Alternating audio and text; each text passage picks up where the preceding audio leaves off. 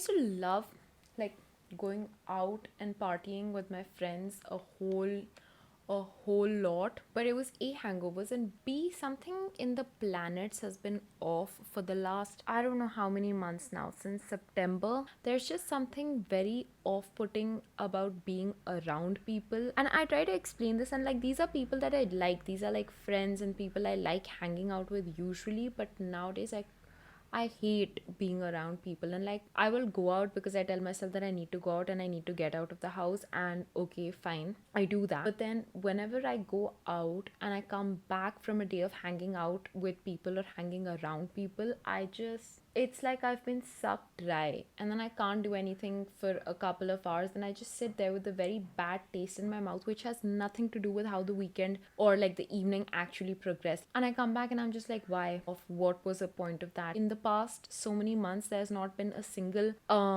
get together that I've gone to that I've come back and I've thought, wow, that was fun. Except for this one weekend I spent with a cousin of mine. That was genuinely fun. That was one of the very few outings I had where like I didn't regret drinking because it was fun. Even though I got a hangover, it wasn't so bad because there wasn't any self-loathing involved, because I was with people that I really liked, and I didn't feel like the energy had been sucked clean dry out of me. And it sounds so shitty to say it, but like, just something has been off in the air. Like, I cannot bring myself to be around these people, and if I have to go out somewhere, if I have to say yes to a plan and like it's unavoidable, then I'll crib about it for days. Like, there is genuinely very little I enjoy more than sitting around in the comfort of this one room in my house and doing nothing. This is nothing, but it's so much more enjoyable than what I have to do around other people. And I used to be someone that loved being around people. Like, every day, every second day, I wanted to be out. I wanted to be with my friends. I was making plans. I was getting stuff done, organizing the party. And now, if if someone invites me out, I mean, I'll say yes, depending on who they are. But I hate it so much. So I read this book. I think you can see it.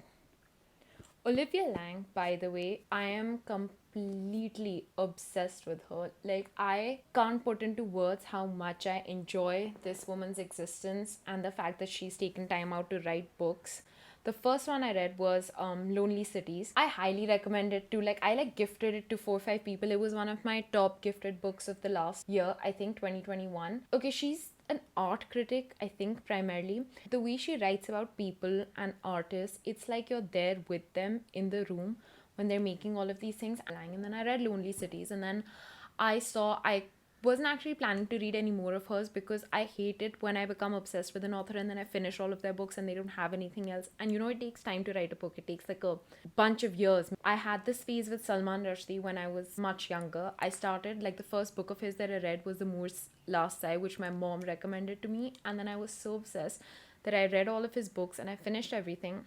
And there just wasn't any more Salman Rushdie to go around because there's only that much that he's written. And then I came onto articles of his and other stuff, and I would watch interviews. Like, when I become obsessed, I become properly obsessed. So with Olivia Lang, I knew it had the potential to turn into such an obsession. So like, I put the brakes on it and I was like, okay, I'm not going to read all of her books. And I went to a bookshop and then I saw this. Look at the cover. It's so nice. It's so cute. And it just feels nice. And it was so cute. And I had to have this, not just because it's Olivia Lang and I want to read what she's written, but because how cute is this book? Okay, now this is going to sound a bit silly, but there are some books which, because of how well the cover has been made or has been drawn, I have this fantasy of, okay, wait, I'll have to give context for this. When I was younger, and I would look at all of these older women who were in their 20s or maybe early 30s, like really, really stylish women who were just going around without parents or like alone in the city, and at like cafes or in subways and other places, they would just look so put together. Like, they would be stylish, they would smell good, and they were always reading books which had very pretty covers. Like, I'm not talking about that standardized Penguin Classics or whatever cover. I'm talking about, like, covers like this. And they would be reading it. And I used to think to myself, I really want to be one of these girls. Like, I want to grow up and I want to look good and I want to smell nice and I want to be sitting in all of these places reading books that have great names. You don't know what the book is about, but you know the book is smart. That kind of a name.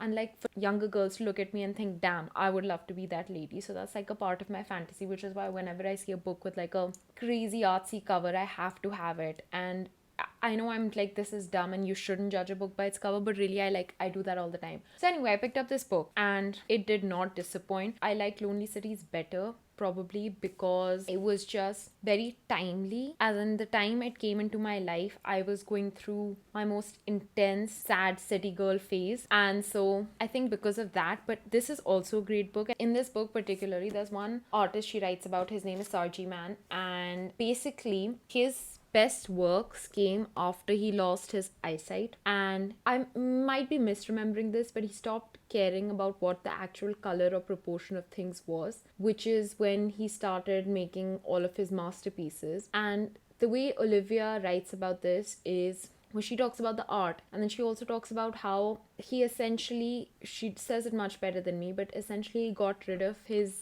limiting beliefs, which is something I've also been reading up a lot on and watching a ton of videos on. It's huge in these manifestation circles that if you can imagine it, then you can have it. But most of the times we can't imagine a lot of the good stuff because we have limiting beliefs. And I thought that was really poetic, like the way she wrote about him. It's definitely one of my main takeaways from the book. Yeah, and then because I don't want to buy other books of hers, I went online and there is this crazy good YouTube channel which has a series called My Place, and they take you inside the houses of artists and authors or other known personalities, and they explain there. It's kind of like what Vogue does with 73 questions, plus what AD does with like house tours, but it's way more enjoyable because firstly they're like 4-minute clips, so you don't have to sit through a very long video, and secondly they're not just looking at inane objects in the house and explaining where they got it from or where they bought it from. Like I remember there was this episode of Sonam Kapoor's, I think, on AD, where she's taking you through her London house and she's explaining where she bought her, I don't know, kitchen stuff from. It's like nobody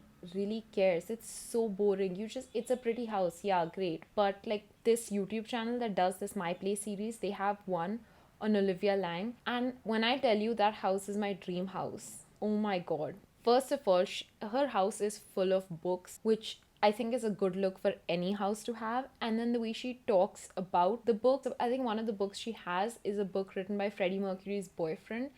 And like those are the kind of books I want to own, like books nobody has ever heard of. I don't know, maybe I'm being an idiot here and it's a really famous book and all of you have heard of it, but like books that are so, you wouldn't think that they need to exist till they do, and then you can't imagine how bland the world would have been without the existence of these books. You should watch it if you have even a minute in the day. It's a great series. And there's another one they do on a photographer who lives inside, I think, a remodeled cathedral, if I'm not wrong. Great stuff.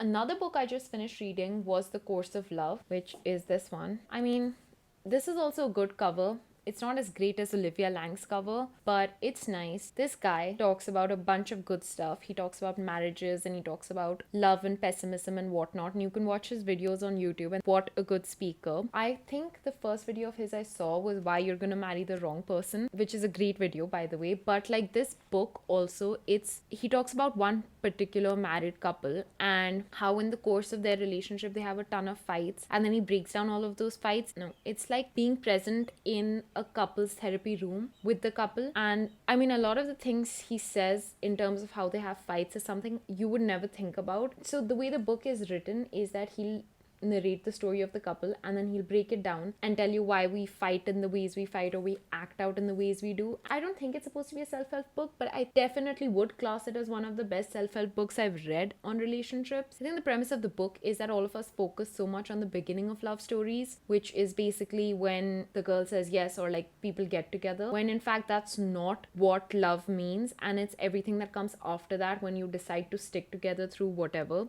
And I think he's done a great job. I just finished reading it this morning, so I'm fresh out of it. I will still take some time to marinate on it and think about it. Then I went to the bookstore. I drove to the bookstore, and I don't usually drive. I'm a bad driver, I will say this. And I bought a bunch of books. The book I'm reading right now is this Minor Detail. Now, this is also a great cover. I like that it gives nothing away on what the book is going to be like. Like, you can't tell. If you saw me reading this anywhere outside, you would not be able to tell what the book is about. And those are the best kind of covers. I picked this based on the cover of the book, so I'm hoping it's going to be nice. It says it's the winner of some English pen award, which I've never heard of before. But that could be because I'm dumb, not because the award isn't renowned, well known, famous. But you wouldn't think I read those many books, the way I keep running out of words. But yeah, that's been on my book side. What else? Started hating parties. I have doubled my efforts on reading books, and I'm missing the sun. I'm on this quest to chase sun. I was in Jodhpur with my cousin, and oh my god, that city is so nice, and it's so sunny, and everything seems happy, and everyone is having a blast. And like, Delhi is just under this haze of pollution, which, like, it turns, the daytime is gray and the nighttime is black. Those are the only two colors we live in. It never clears up. Like, sometimes the sun comes out, but even then it's like a very weak, polluted sun. And the best part of winters used to be the winter sun, and now that's gone. So I'm always planning a vacation in my head, and it's always to some part in Rajasthan because it's going to be sunny there, and there are like people I love in that state, and all of them have such a nice vibe. Whenever I can't take a trip, I just go online, and I've started doing this thing where you can take virtual tours of all of these really nice properties. Like, there's this guy, I think he's called the luxury travel blogger or something. He goes and he records ton of these hotels that are completely unaffordable, but like, I love looking at them. And he doesn't even give commentary. It's just like, you can just hear the sounds you would hear if you were actually at the hotel. And those are 40-minute long videos, and you would think that a video that long without commentary, who's gonna sit through it? I sit through it because I love it, and that's how I take holidays. I'm gonna plan another one. Actually, let me get to that. Let me plan another holiday. Okay, ciao.